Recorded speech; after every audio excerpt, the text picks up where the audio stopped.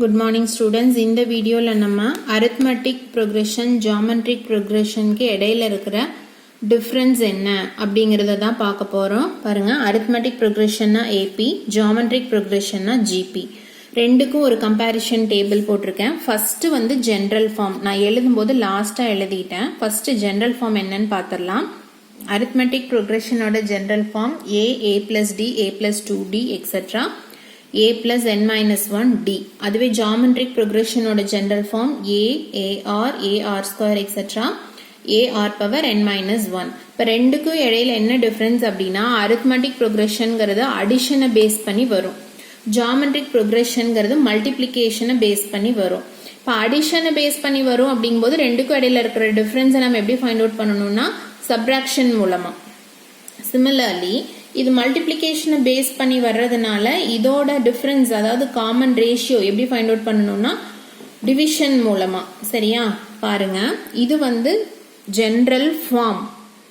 Then இப்போ வந்து நம்ம general terms என்னன்னு பார்க்கிறோம். general termsனா ஒரு termக்கு name சொல்றோம். T1, T2, etc. Tn. சரியா? இந்த மாதிரி name சொல்றோம். இதுக்கு பேர் தான் general term. இது வந்து arithmetic progression எழுதியிருக்கேன். Similarly, geometric progressionக்கு இதுதான் வந்து general term. சரியா? Then ரெண்டுலையுமே ஏங்கிறது first term. Then இங்க வந்து dங்கிற term இருக்கு. dங்கிறது common difference. So difference எப்படி find out பண்ணணும்னா T2-வை T1 ஆல subtract பண்ணா difference கிடைக்கும். Similarly, T3-யை T2 ஆல subtract பண்ணணும். T4-யை T3 ஆல. இப்படி difference find out பண்ணும்போது difference வந்து சேமா இருக்கணும். அப்படி இருந்துச்சு அப்படின்னா மட்டும்தான் அது arithmetic progression. Suppose இது ஒரு termக்கு ஒரு answer வந்துச்சுன்னா அது arithmetic progression கிடையாது. Similarly, இங்க பாருங்க, T2-வை T1 ஆல divide பண்றோம். Then T3-யை T2 ஆல, again T4-யை T3 ஆல, இந்த மாதிரி divide பண்ணி பார்க்கும்போது நம்மளுக்கு எல்லாத்துக்குமே ஒரே ரிசல்ட் R அப்படிங்கிற ரிசல்ட் கிடைக்கணும். சப்போஸ் டிஃப்ரெண்டான ரிசல்ட்ஸ் கிடைச்சிச்சு அப்படின்னா அது ஜியோமெட்ரிக் ப்ரோக்ரெஷன் கிடையாது. சரியா? தென் அடுத்தது sum of n terms. Suppose n terms கொடுத்துட்டாங்க arithmetic progressionல அப்படின்னா நம்ம அதோட சம்மை ஃபைண்ட் அவுட் பண்றதுக்கு இதுதான் formula. Sn equal to n by 2 into 2a plus n minus 1 into d.